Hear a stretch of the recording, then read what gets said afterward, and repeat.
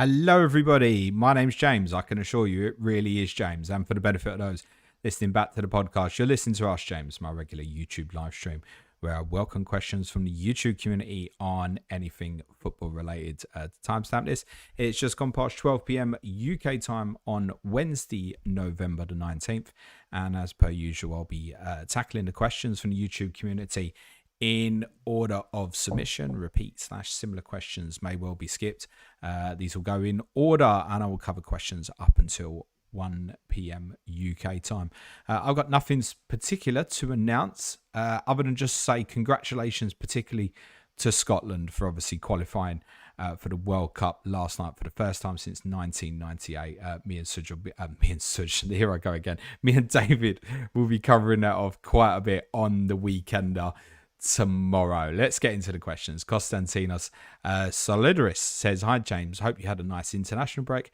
How much does data influence your own decision making? Do you see XGC for teams and target fixtures based on them?" Not a huge deal. I'm very much a fixture player and a planner. I do look at data, but not to the lengths of many others within the FPL community. I dive into certain bits sometimes, but it's not necessarily always FPL related for some of the stuff I do and what the numbers say for our advanced tier patrons.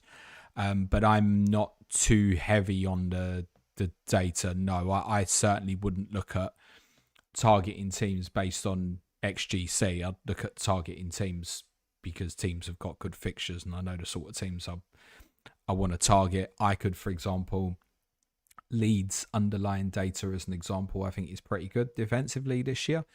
But it wouldn't stop me from targeting a team that's got a very good fixture against them, right? So, yes, I look at it, but not too much. I'm still very much about looking at the fixtures and who's got good runs, etc. Harry Baker says, "Yes, James, needs start one of Truffert or Lacroix. Already starting Van Dijk and Timber. Also start one of Thiago or Minter. One of these two is 8th attacker each game with cheers and smash alike." I think Talisman Theory gives Thiago the edge on the second one in terms of the defensive players. So we've got Truffert at home to West Ham this week. Lacroix away to Wolves. Oof, close. Little preference, I think, for Lacroix. Truffert can pick up the odd defcons as well, more of an attacking threat from an assist perspective. Wolves have never been great on defending set plays, I don't think, for a number of years, but we don't know if Rob Edwards is going to improve that, but I think I would go with Lacroix on that personally. Nice headache to have though. Hasselbank is winning says, "James, which high profile player or players will miss out on the England squad in the summer?" I think what we've seen from Thomas Tuchel so far is a real consistency within his selection, even things like not throwing Jude Bellingham immediately back into the team for the fixture against Serbia. I don't think there will be too many because I think we'll probably be conditioned to expect certain players to miss out because of what we've seen from him. So, for example, at the moment, would we expect Trent Alexander-Arnold to go? I think at the moment the answer is no, we probably don't. But I also don't think it will come as a surprise if Tuchel calls him back up in March and has another look. And also I think if he's not called up in March, we probably accept that he's probably not going to go. So I suppose that's like a high profile player that would probably miss out. In terms of the likes of Cole Palmer, you would imagine that he'll get back in and around the squad and Tuchel will want to integrate that. So I think in terms of surprises, we are probably looking at the attacking midfield players, the players that can play in the wide positions or in the 10 position. Whether, for example, Bellingham, Palmer, Rodgers, Foden all make it in is questionable. Tuchel's also expressed that he does want to take another number 9, which I think is right. I think in some of the more high-profile games, should Harry Kane be injured, he would potentially use a Bellingham, Foden, Palmer, Gordon as the 9. But I think still, were we to have Kane injured in a group stage game and England to be fully expected to really dominate against a low block, he will still want a number 9 in there. So I think that's up for grabs. Wouldn't rule out someone like Ivan Toney, particularly if he came back to the Premier League maybe in January. Ollie Watkins not in the best of form. Ollie Watkins is definitely one, if he doesn't improve back to his level that we know he's capable of in the next 6 months, is not going to go. Someone from the wide positions is going to end up really disappointed. If it's Saka, Madueke on the right, maybe Bowen doesn't go. That's another one who can operate as a 9. Off the left, Anthony Gordon will definitely go if he's fit. I'm absolutely certain of that. Does Eze go? Rashford will go, I think. Rashford's another one who can operate as a 9, so do England need a second 9? It's going to be there's going to be players from that group of the attacking mids, 1 or 2's going to hurt, I think.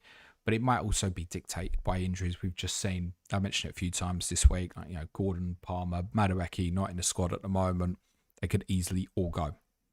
So it's probably in that area of the pitch you're going to get the biggest surprises. I think we'll largely be conditioned to a certain expectation of roughly what the squad's going to be following March. Konstantinos has a second question. Says, if you were 300k rank and wanted one last punt against Haaland, would you captain Mateta versus Wolves? Please don't say play it your way. Thank you for all the amazing content. I don't need to, because you already know that's the answer. I think rank here is probably a little bit irrelevant. I've seen some statistics that's been doing the rounds this week in terms of Haaland's XG involvement for City is frightening. It's on a level pretty much in terms of his involvement just of Manchester City's XG. It's to a level we haven't seen comparable basically with any player from any team in the big 5 leagues over the last 5 or so years. I think the statistic is it's trending over sort of 70%ish, which is probably unsustainable. But I think 1 year Lewandowski at Bayern was like around about 60% of Bayern's XG. I don't have enough this week to take him on. If I was sitting there with Mo Salah in my team, I would captain Mo this week. I'd go for it. I don't have enough confidence in the other options. I'm not a Mateta owner. Were I a Mateta owner, truthfully, I would still be captain Haaland because I don't know what I'm getting from Wolves. Am I getting a low block from Wolves? Am I getting a high line? Am I getting a back 3? Am I getting a back 4? I don't know the answers. We covered kind of a Wolves Palace preview on the weekend last week, and I think it probably will be a back 3 that becomes a back 5. Does that suit against Palace? I don't know. There's not enough there for me to know what's going to happen in the game. You would expect the crowd environment is going to be better with a new manager in charge. I haven't got enough reasons to do it. If you do, and it's whether it's Mateta or it's a Boomer or a Saka, or if you've got an alternative you truly believe in this week, my advice is go for it. Personally, I don't feel that way. And I'm pretty sure when I do the deadline stream on Saturday, my captaincy order will be Salah and Haaland. CG says, afternoon, Sush. I can expect more of this, can't I? After Monday's cock up. I have to own that. CG says, decided to watch Scotland last night. If you hyped it up on Clayton and James, wasn't a bad shout. Good. I'm glad. We'll talk about it more. There's some bits to dig into tomorrow, which me and David will do. But I'm so pleased for them. There is no, England-Scotland kind of war. If Scotland was like in the semi-finals, a little bit like with Wales in 16, I'd be like, yeah, okay, that's enough now. You've had enough fun. But largely, I want to see them do well. Just not better than England, basically. But I want to see them do well. I'm really delighted that they qualify. I hope we draw them. That would be fun. But it's probably a game England could do without in terms of the hype around it. We'll cover more tomorrow. Spoiler, it wasn't good. The finish was good. The performance wasn't great. CG says, I'm thinking of bringing in Minter for Rangers this week before wildcarding. Do you think the move is worth it if it means benching King or Ndiaye? No, I think United are still conceding, leaking goals. They're getting better. That's definite. You can see that both on my eye and statistically in terms of how they're pressing, etc. But they are still leaking the odd goals. There's not a huge number of clean sheets about, and Ndiaye feels as likely as anybody. He's obviously on the pens for Everton. Be hugely keen of that. If you want to bring in Minter for Rangers, like I can understand that, and I think on the fixtures this week you probably do play Minter over and Ndiaye. Just what's the value of that transfer being before you wildcard? I'm in a situation for comparison. where I've got a number of flag players at the moment. Gabriel, obviously, is one. Konsa, who I was going to bench this week away to Leeds. Enzo Fernandez at Burnley, I don't believe should have been flagged. I'm pretty confident he'll be all right. And Antoine Semenyo has got a flag at the moment. We're a little bit kind of unsure in terms of his status as well. So I could be landing by the weekend with 4 red flags. Now, under that circumstance, if it's that bad, probably taking a -4. But I probably need, I think, 2 of those players to be ruled out for me to make a transfer, because my conclusion has already been, if Gabriel's out, I'll just play Konsa at Leeds. If the others are fine, I'm okay with that. If Semenyo's out long term, I have the exact money to go Semenyo to Bumo in one move, literal exact money. So that would really tempt, and then play Konsa instead. So those are kind of the options I'm thinking. But ideally, I'd actually rather carry that transfer, just because I think there's a couple of hokey cokies looking at sort of like Newcastle 14-15, perhaps hop on, hop off, and yet still take 1 week punts on lots of Brentford Villa players on wildcard, compete against a few other free hitters. Well, I think there's possibly a little bit more power in having that additional transfer. Also allows movement of structure if you want to, just in those weeks in and around game week 16. Before we get the 5 free transfers. So that's probably up to your appetite a little bit in terms of where you deem the value of the transfer further on. I would look at this one example, CJ, and say you're in a position where you've got on diet. That's fine this week. You probably don't own any United defence. I probably wouldn't use the transfer on a player like Minter.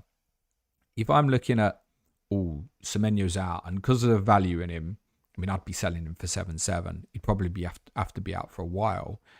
If I'm looking at that and boom, I'm going to run Bumo in my team for 1 week. Right, I'm clearly making the team better, and if it's like, I'm going to play Bumo or Konsa this week, right, well, I should probably use the transfer on Bumo, shouldn't I? Minter, I don't know if that's worthwhile, mate. Dan says, Craig Bellamy had us playing last night with 3 10s, 2 wide players and 1 sitting. Interested if you know of anyone else doing this. Yeah, England. Kind of comparable. I didn't watch the Wales game last night. I seen the Brennan Johnson goal that you was all hyping up, which takes a deflection. I say you all. I'm referring to our patrons for like, wow, Brennan Johnson. Okay, cool. Okay, so England are basically 4-1-4-1 at the moment. The ones in that system being Elliot Anderson and Harry Kane. The left 10 and left wing have a relationship, and the right 10 and right wing have a relationship. And as per the second half in Albania, they very much had a relationship with their fullbacks as well. You're essentially creating 3 points of triangles. The points of triangles being Anderson in front of the centre-backs, the 2 wide players with a left 10, the 2 wide players with a right 10. Harry Kane's your spare. Harry Kane drops short. What system are England playing? Playing 3 10s, 2 wide players. Hanny says, hello, James. How's your defence will look like wildcard next week? It won't be a hidden secret. The intention, I can tell you, without having looked at it this week, but when I looked at it last week, the intention was for it to be something like Gabriel, Van Dijk, Lacroix, Senesi, O'Reilly. Really strong to deal with rotation and December and not be forced into kind of a panic if, okay, O'Reilly's been replaced by Aït-Nouri. I wanted to look at a philosophy that essentially had me picking 11 strong outfield players. I'm kind of now looking more in the detail of maybe 12. Now, if Gabriel's ruled out, that changes. Do I just leave Timber in? Possibility. Do I then just take Arsenal on? If I take Arsenal on, do I look at more like an Anderson or a Chris Richards or right down to a Twanzebe? That sort of kind of end structure on that probably allows me to put, say, Cunha in with Bumo, which I quite like the idea of. So it's not going to go too far away from the players I've just said, I don't think. I don't really want to look at it too much that I've got clear clarity on what's happening with Gabriel. Gabriel's out for 2 weeks. I'll be honest, he's probably just going to stay in there for me. Hanny says, hello, James. I've just done. At 17 says, would you bench Senesi or Lacroix this week? I'm already starting Munoz. This one a little bit different, I think, to the Truffer and Lacroix comparison, I just think with Senesi, there's more likelihood of the DEFCON, isn't there? So Senesi over Lacroix. Stavros Pafoma says, hi James, have 3 free transfers and the flagged Semenyo, Gabriel Gay and Enzo and 0.1 in the bank. What are the news on them and what transfers do you propose? Have already Timber, Sarr and Saka from the popular choices. So let's work on a basis that they're all out. Just for hypotheticals here for you. Obviously, the message here is wait for information. Reading between the lines, it sounds like Gabriel's going to be a problem. I'm afraid to say, I know it's boring. I'm not going to give you a different answer to most others. I do think it's right time for Virgil van Dijk. And if I buy a defender this week to replace Gabriel, it will be Virgil van Dijk. I'm fairly certain of that. Mark Gay to Lacroix. If Gay is a long term, don't stress about that if it's short term. Enzo Fernandez, pretty sure you're going to be fine. If he's not, wouldn't look beyond Ismail Assar for this little period up until the transfers in 16 and he goes to AFCON. And Semenyo, can you get up to Bumo? Or if you can't, Cunha. It's a bit more punty, but I think time could be right. Time could be right. Matthias Cunha. Sesko, we think's ruled out for around about a month. He should play a lot over this period. Then that continues when Bumo goes to AFCON. He might even take on greater responsibility. So there are some options for you. Ultimately, obviously, wait for official news. Shaolin Monk says, love the concept, mate. Do you think Rangers to Buendia is a viable option? Viable, yes, in the sense you could make a case that over the next 2 game weeks, Villa have the best pairing of fixtures, Leeds away and Wolves at home. Do you want to use a transfer if that's what you're looking at very short term at someone like Buendia? I would suggest between game weeks 14 and 19, you probably don't want a lot of Villa. So it feels like something short term. I think we discussed this on the weekend, the last week, that he's kind of been a major contributor in Harvey Elliott's lack of minutes, in the sense that I think Villa were prepared to let him go. He's ended up staying. He's rediscovered some form that we saw from him a couple of years ago. Wouldn't go there. Yuri Tielemans is back fit and available and could easily nick minutes there. I think the partnership of Onana and Kamara gives some better solidity and structure without the ball. Tielemans ahead of that is easily what it could be. Rogers McGinn. You got Gessan there as well. Strong no from me, mate. AP UK says, would you bench boost Dubravka, Dewsbury Hall, Rodon, Strand, Larson? That's a tempter. So you got Rodon at home to Villa. Strand Larson is at home to Palace. Dubravka home to Chelsea. And your other one is Dewsbury Hall at Manchester United. Could do. I just wonder with those exact same players. I was going to say game week 14, but that's a headache because it's the midweek fixtures. You might lose players from your 11.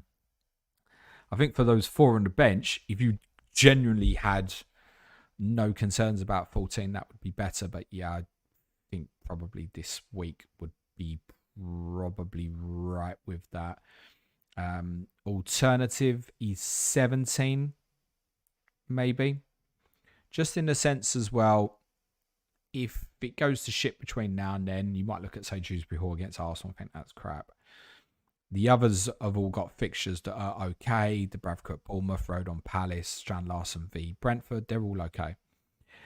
Obviously, you can use the 5 free transfers to tweak that a little bit. If you want to, I'm going to go Dewsbury Hall to put King in against Forest, for example. You can use little bits to tweak that. So I quite like game week 17 as an exit if you're not happy with that. But I don't mind it. At 17 says, if Semenyo blanks this week, would you change him to Cunha if you have the exact funds available before being priced out? I don't own any United players. I kind of just said that would probably be the one if you can't get to Bumo. But I wouldn't be running from Semenyo personally. Again, there is a relevance here to the value that you've bought in a player. I mean, particularly if you've had him since 7.1-ish, you're going to find anything better at the same price? You're probably not. It's the highest scoring midfielder in the game. And has also shown his explosiveness in some of the more difficult fixtures. So I don't think he's someone I look at them playing. Chelsea, Man United, 15, 16. Like, don't shit myself about that. I think if Bournemouth do well, he'll do well. So I think it's all very much in terms of the injury status. I was later to him. I bought at 7.4. have no particular want or will to move him on unless I came to a conclusion that I don't want him long term. I'm gonna take it on. I don't really see me taking that conclusion personally.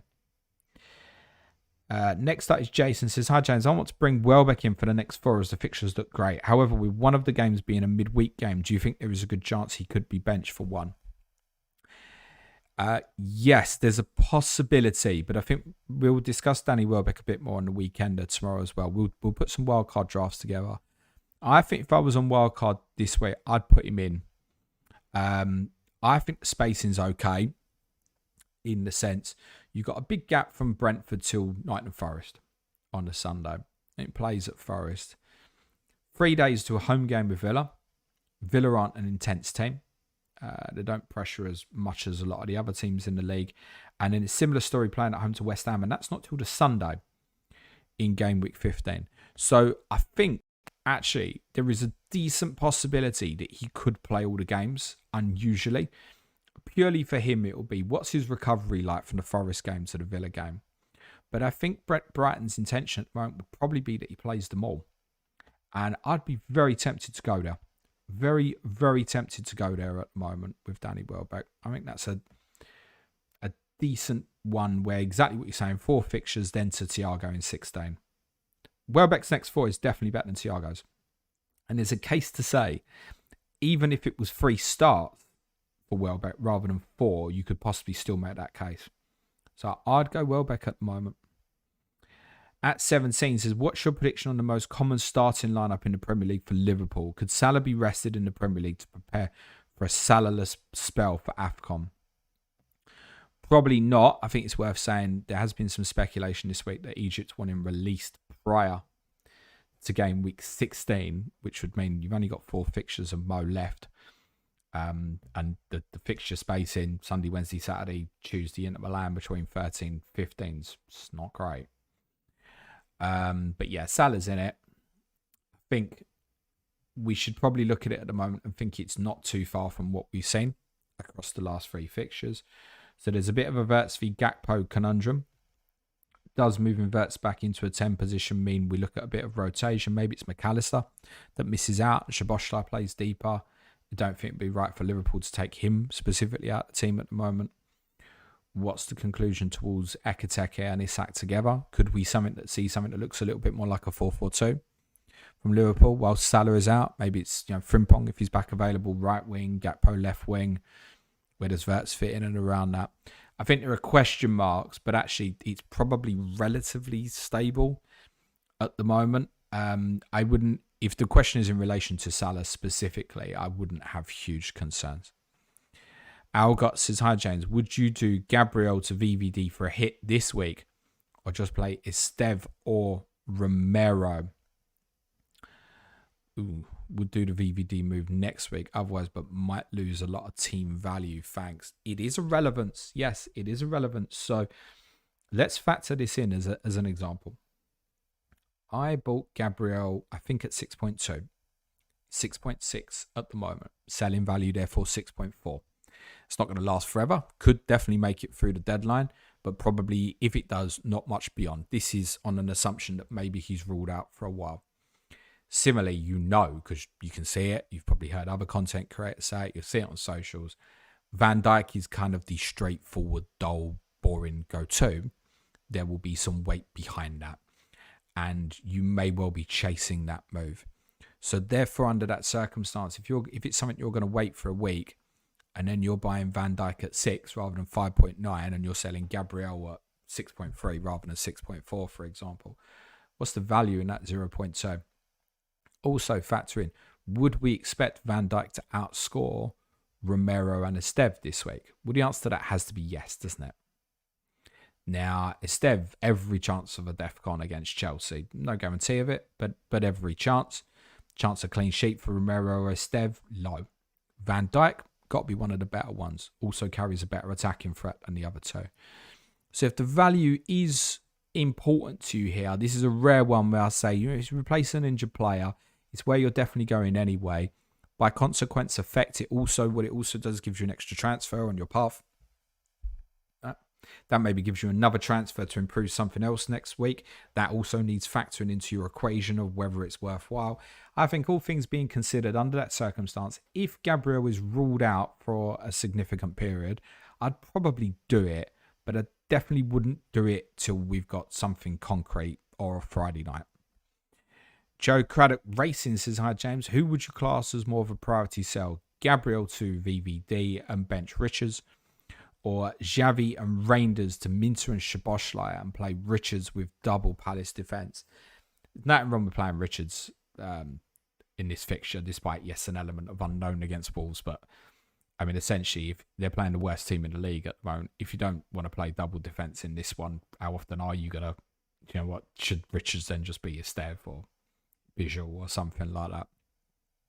So nothing wrong with playing Richards. I don't love the other two moves, but I would say in terms of this is weird, dealing with your bigger problems, consider you have Chris Richards to look after you this week, unless there is a value reference as just covered for the previous question. Yeah, Xavi Simmons and Reinders could easily not start this week. We may cover a bit Tottenham tactically on the weekend or tomorrow, but yeah, there's no guarantee he starts. Reinders hasn't started the last couple with City. You probably want to deal with that area first and foremost. Murphy says, hi mate, I have Gabriel, Calafiori, Semenyo with 2 free transfers, free hit and triple captain in hand. Would you do free hit 12, triple captain 13 for safety on flag players, or sell Gabriel, free hit 13, triple captain 17 as fixtures, as Harry mentioned on Monday's pod? Yeah, I think triple captain 17 versus West Ham probably for that is the standout. As I said, I like that for bench boost escapes. I think Harry spoke up the idea of free hitting in that week. I'm not so keen on that one personally. I probably wouldn't let one person define a free hit strategy. Let me just throw a different example. It might help with your answer. So I said I've got 4 flag players. Okay, let's say I'm sitting there on Friday and they're all definitively ruled out. Do I wildcard a week early? Nah, I missed out on too much value. Missed out on too much. So no, I deal with a week. I've still got, Chelsea players where to burn it. I'll be taking them out. So I'll wait. So I don't think you should necessarily be defining free hit on one player, unless it's like, right, I'm taking the captaincy of Haaland, I'm putting it on Salah. Okay, that might be reason in itself if you truly believe in that, for example. Depends somewhat on the rest of your team, Murphy, but my instinct is to say, no, just continue and don't free hit this week. That's my instinct on that. I know a lot of people mention free hit 16 a little bit more, because if you take Gabriel out, you might be down to 0 Arsenal defence, then Wolves at home. I would say that's the likeliest week for Arsenal rotation, by the way. It's probably Wolves at home. Sakan1 says, hope you enjoyed the break. Thanks for the great content. Keep Gakpo or buy Semenyo, Foden or Cunha. Well, you need information on Semenyo before you can buy that, so that's not there. Foden I wouldn't be buying at the moment, personally. Let's have a conversation about him next week, maybe. Cunha, that should one from a timing perspective. I think it's the chance. Cunha. Gakpo, 50-50 whether he plays, isn't it? I think that's probably a headache that probably doesn't go away, unfortunately. Yeah, he could be back in the team and look great for these next few fixtures. So it probably depends on your appetite. How much do you fancy Cunha is my answer to that. If Semenyo's given the all clear, I'm not going to tell you not to buy him. At 17 says, what time on Wednesdays and how long are the Zoom calls for the highest patron tier? What do you tend to discuss? Would be great to finally speak to you, especially as a stato myself like you. They're not always on a Wednesday. Like this week, it's on Friday, actually. I forget what time. You'll have to forgive me, but it's scheduled for it's probably 12 o'clock on Friday. It varies. We did 5:30 for one the other week. 4 o'clock can be a regular time, sometimes lunchtime. The honest answer is, in terms of when the time of those Zoom calls with my advanced tier patrons is very dependent on when have I got a spare hour. That's essentially it. In terms of the conversation, everyone's given the opportunity to speak and ask a question. Can be FPL, doesn't have to be FPL. Everyone gets the opportunity to discuss a topic that they want to. Whether they want to ask that to me directly, whether they want to ask that to other patrons or both, or just share their feelings on something. We've done calls where we've barely spoke about football, just had a laugh about life. If someone wants to talk about something, no one's expected to, but if someone wants to talk about something in their personal life, they're more than welcome to. It's a comfortable space for people to do that. So the honest answer is it varies. It's always posted in the schedule at start of the week. But most commonly, you're looking in an afternoon. The easiest one for me is 4 o'clock on a day where I'm not picking up my son from school. And the days I pick up my son from school also varies from week to week. So the time does vary on it. Matthew Kroll says, good morning. I have a baloney of Gabriel, Senesi, Byrne, Gay and Alderete and only one free transfer and 1.1 million in the bank. Just Gabriel to Virgil out. Take a hit for Gay to Timber or Munoz. We need info here, don't we? So Dan Byrne, you probably didn't want to play this week anyway. So is that a fire to deal with? Senesi's fine. Alderete, I would expect to probably be back in the Sunderland team. It's not a terrible fixture away to Fulham this week. So, yeah, it's probably deal with one and continue. Luke Stevenson says, hi, Suj. Hi, Luke. If Gabriel becomes red flag like he should be, will his price immediately freeze? How does it work? No, he'll drop, mate. He'll drop like a stone if he's ruled out for a significant period. The freeze, to my understanding, happens when the red flag is removed. So when the red flag is removed and they go back to available, or when I'm not sure if it happens when it goes red to orange. Forgive me, I'm not certain of this, but it's definitely when at some point when the red flag comes off, there's a freezing of the price. It's actually more on the buyers than the sellers. No, if he's ruled out for a significant period, he'll drop like a stone. You got to remember he's in nearly everybody's team, isn't he? Dermot Whelan says, hi James, on wildcard and a bit tight for cash. Petrovic, Hincapi or Verbruggen Calafiori. Already going with Saliba and VVD. Really keen to still go double Arsenal defence even without Gabriel, thanks. Yeah, tough because I think the Arsenal decision probably wants the 2 games of information. We could be sitting here. When I say 2 games, this can include the Bayern Munich game rather than the Chelsea game, just to give us a little bit of enlightenment. So my instinct is that he'll want to play a left foot or a left-sided centre-back. I think from Hincapi's perspective, you'd probably be waiting for this opportunity and play. Calafiori can also play that position. There's a little bit of a school of thought that maybe without Gabriel, Lewis Skelly might be a kind of steadier positional hand at left back. So could we end up in a situation where this becomes dangerous for Calafiori suddenly? It could. Could Calafiori get favouritism over Hincapi centrally? They could both play. There's also a circumstance here, I think, where because of the timing of it and the games that Arsenal have coming up over the next week, we shouldn't rule out, though I don't think it's likely, the possibility that Mosquera just plays. Mosquera's had familiarity playing this season. Him and Saliba would probably be the most aggressive duelers in terms of Mosquera is probably a little bit more like for Gabriel in terms of his ability to go and happy and be 1v1 duels. That's a real strength of Arsenal's pressing play, that they can leave their centre-backs in 1v1s and trust them to deal with it. There is an element because of the games that Arsenal have coming up, that is a possibility. The point is, it makes your question really, really awkward to answer because I can't sit here and say to you, I think it'll be Hincapi and Calafiori, by the way, but I can't sit here and say that with any true confidence at this stage. And I don't think the Tottenham game tells us enough. I mean, it's Tottenham and Bayern Munich. We go, this is what it's going to be, regularly subject to rotation. Fine.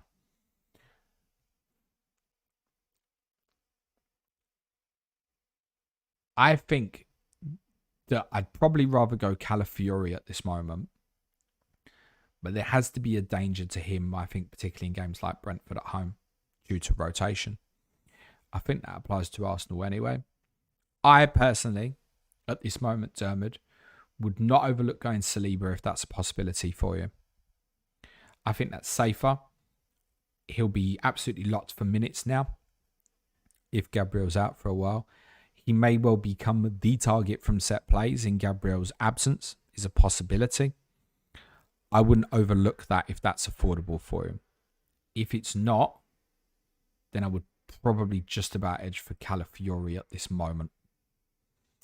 And the way you've asked the question with Verbruggen being 0.1 cheaper than Petrovic, that's probably where you were at. So there's my answer. Chris Wood says, I'm wildcarding this week. How many Arsenal players would you put in and who would they be? I'll tell you on the weekend of tomorrow, Chris. That's the honest truth. It's not something I've thought about, but I don't think at this moment it would look for me personally much beyond Timber, Saliba, Rice, Saka as the players for consideration. I personally probably would not go double Arsenal defence at the moment. I'd probably be more likely to go none than two. We can't be sure on the impact. Gabriel, I think, has become Arsenal's leader defensively. I think that counts for a lot. Organisationally, exceptional now. He's genuine real leader in that team now. There's a consequence to that. The fixtures are getting tougher. There are some tough away games in there. Some of the home games, like Brentford Wolves, could be rotated. I'd be more likely to go none than two. I think if it was me personally this week, there is probably no way that I would take Timber out personally. I'd be looking to put one of Saka or Rice in probably, but I wouldn't deem it as I've got to. Zem says, any idea why Consu's flag? Haven't seen anything about it. Minor knock as far as we're aware. That was picked up with England. Unai Emery's press conference will probably be the last one on Friday. We'll find out a bit more then, I think. GB Fantasy Football says, hey James, cracking content as usual, or should I say Serge? Do you think these 5 transfers coming our way will impact teams negatively? Can see people using them just so they don't. Presumably that was going to say burn them. Sorry, lost your question.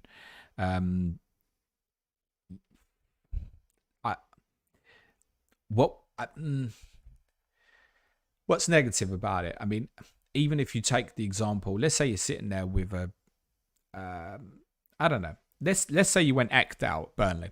Okay, just a hypothetical. That was your choice, 4.0 defender, and you've used your wild card, and it's like never be bothered to clean that up, right? Well, maybe things like this like enable the clean up of things like that. It allows, if you've used the wild card, it allows a good space to be competitive in terms of some real short termism before using them to compete with the wildcard crowd that's there now and next week, and then I think some that are even waiting longer on as well. I don't really foresee the gaining of transfers is something that we could use that as a negative. I'm sure there will be people over 15, 16, and even afterwards like, I don't know what to do here. That's fine. Unless you've got a perfect team that's set to be improved. Or if you're in a perfect position, it enables you to go, you know what, I ain't got value in this player. I'm a dive in. I'm a dive in for Evan Nilsson at Burnley in 17 for 1 week. I'm gonna dive in. I'm gonna try it. I don't like player X's fixture that way. I'm gonna try it for that 1 week. It enables that. So I think it's only a negative if you allow itself mentally to become a negative in your mind. We've all known it's not something new. We've all known all season this is going to happen. We should be beginning to be at a point now where we're beginning to prepare for that. I think the people that might not have acknowledged quite yet is you have to use a transfer in 15, even if you just got one. So we are really coming to a spell where short-term plays like Welbeck 4 weeks to Thiago, then we look even shorter. Do we go Voltamade just for 15, then to Thiago 16, right? Things like that. Cloudy Sky Fancy Football Show in Paris says, how do, mate? What is the best draw for a World Cup Pot 1 team? And why is getting into a group where the winner plays the winner of USA, Mexico, Canada groups in the quarterfinals as important as the pool opponents? That the path ahead can be more important than who you actually get. I think we've seen that in some previous iterations, Ian, where actually because of cock-ups of others, it's often fallen into England's path. I haven't looked at it enough, and the reason I haven't, Ian, is I know there's a little bit of disparity at the moment where I think Dale Johnson from ESPN has reported that the European playoff winners will go into pot 4, whereas I know a lot of the model projection people are saying no, whoever Italy are in their path will go into pot two. So I don't think it's probably worth looking at too much at this moment. But yeah, I don't think in terms of 3-team opponents, I don't think there's anything out there that could make me think, oh my God, shit. I think there's probably a few you'd rather avoid. I look at things like Colombia. They'll have really good support out there. I think that's probably avoidable. There's not too many like that. Manati Herbal says, hi, James. Hope you're well, mate. What is the most romantic thing you've ever done? Cheers, mate. What's the most romantic thing I've ever done? Just toss up here between two.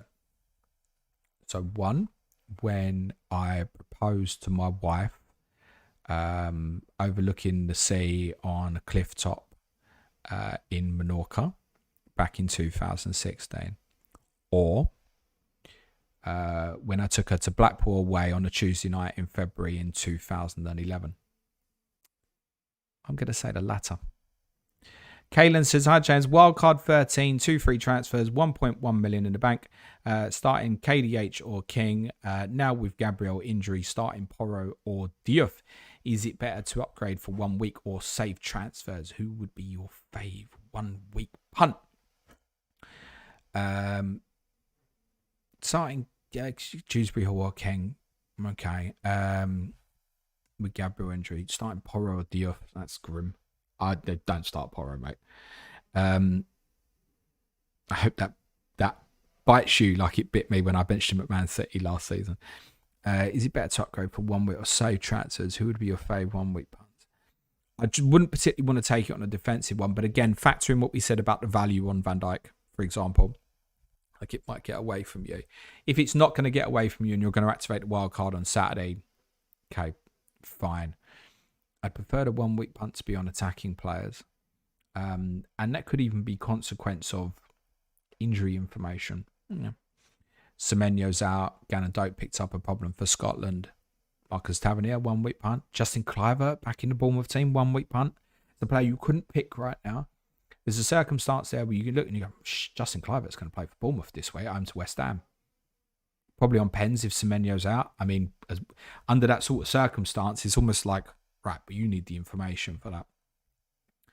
Palace players still, but I don't think Palace players kind of fall into the 1 week punt metric. Similarly, Brighton, good fixtures for a few weeks. United players aren't 1 week punts. If you're going Villa, it feels like it should be 2 week punts. So 1 week at this stage.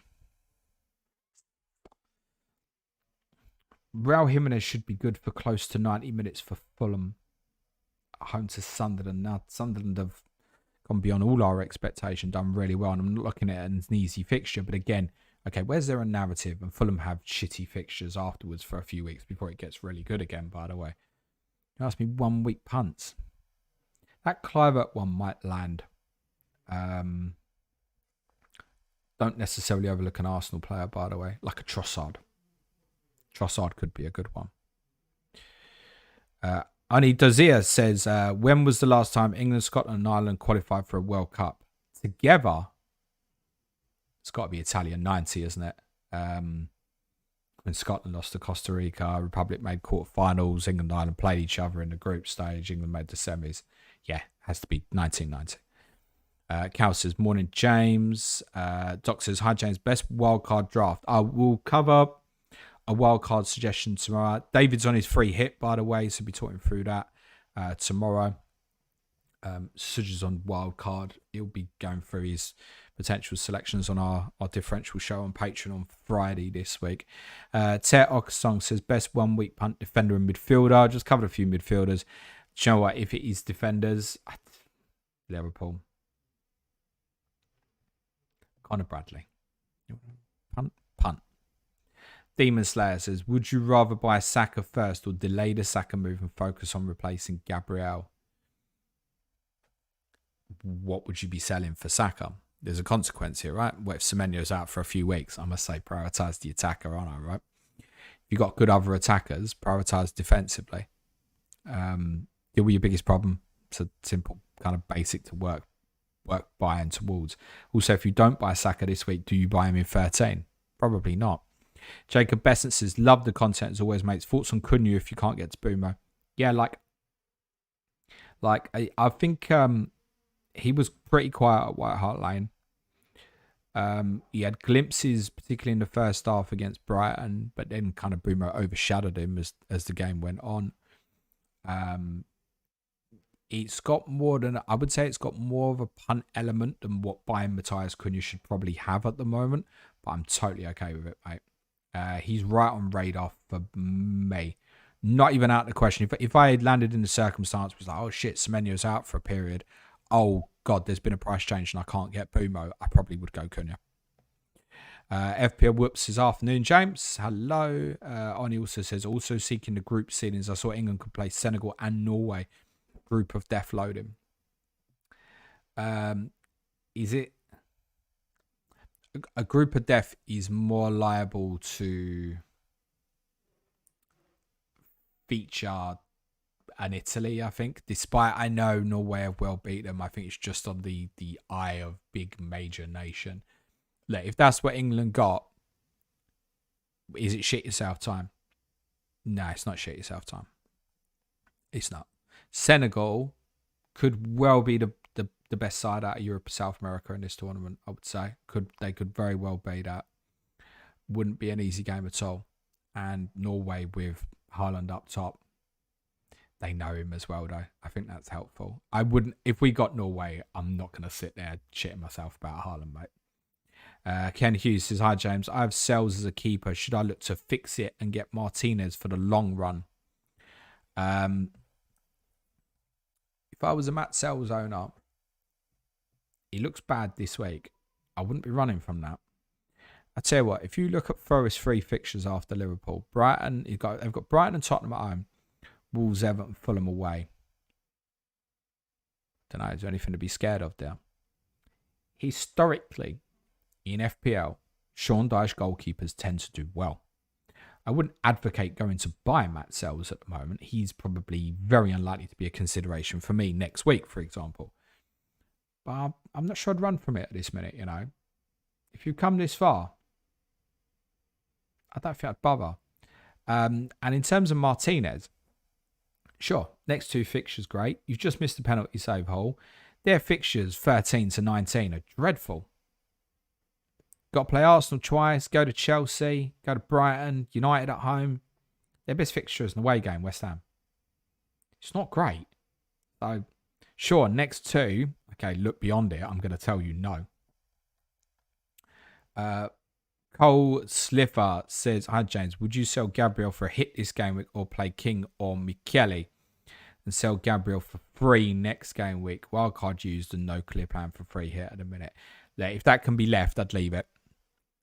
Again, consider value reference as discussed earlier, but I think Michele, fine. Michelle Banks says, hi, James. I watched the amazing icicle kick that you and Clayton were discussing yesterday. I think VVD is a bit boring. Am I going to regret O'Reilly over the Christmas period? Also, is Munoz out? As far as I'm aware, Daniel Munoz is fine, unless something's happened in the last couple of hours that I'm unaware of. I think O'Reilly will play fairly regularly for Manchester City. He's not going to play every game. It's clear as day. And I think, unfortunately, we are entering a period now where it's about to get quite intense in terms of the fixtures. I do not disagree, Michelle, with your sentiment that Van Dijk is boring, but I also think it is the right play, right move at literally the perfect time. Jacob Besant says, dead spot in the forwards, mids, neither. For me, prefer it to be in the mids. I think me and Harry Daniels discussed this quite a bit on Monday's podcast. I think we're both inclined to think we would like to end up with a front 3 of Haaland, Mateta and Thiago. So for me, dead spot in the midfield. Jacob also says, single Arsenal defence enough without Gabriel. Yeah, quite possibly. Quite possibly. For it to burn with double defence, you need the people that own Gabriel to buy another Arsenal player. And I think most are going to go to Van Dijk first and foremost, and then look at revisiting this once there's a bit more information. So, yeah, fine. Tet Arkasong says, Wildcard 13 doesn't appeal as much anymore. Would you consider Wildcard 12 to get Salah in and captain him, and then with 2 or 3 transfers, move off him to spread the funds? No, because he's causing too much hurt to the rest of my team. there's consequence, right? This earlier in the stream, I detailed the defenders under real consideration for me. Right, that group of defenders struggles to put me in a range of getting like Boomer and Cunha in together, for example, right? So how much have I got to stretch to put Mo in? Strong no from me. I understand. And by the way, if I was wildcarding this week, that's what I would do. I'd put him in. I'm pretty sure.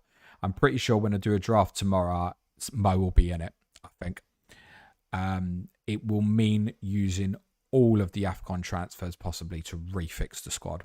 I do not personally think that that's worthwhile, but where I on wildcard now, that's probably the way I'd play it.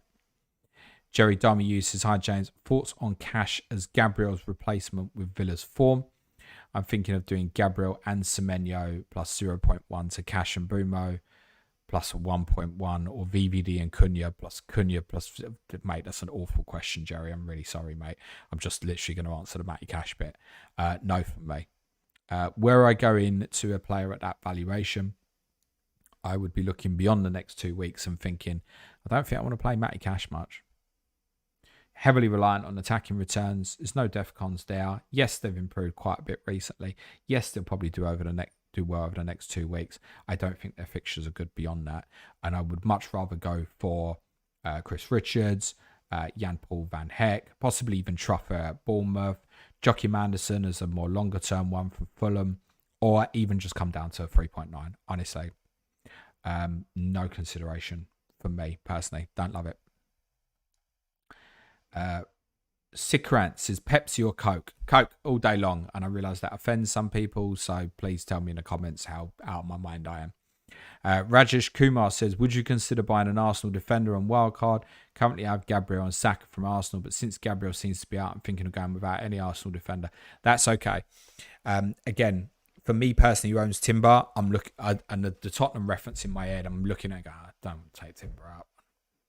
So I think I'd leave it with him personally. Next week's a bit different. I've got the Tottenham game out of my system.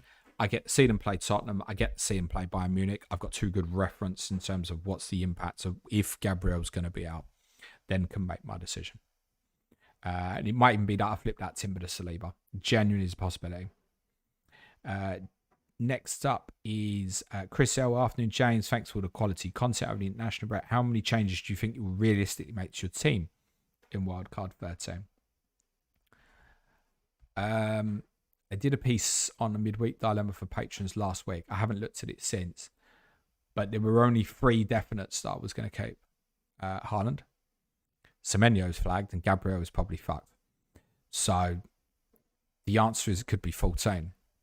That is a possibility for me. It's unlikely that it's that, but that is a genuine possibility.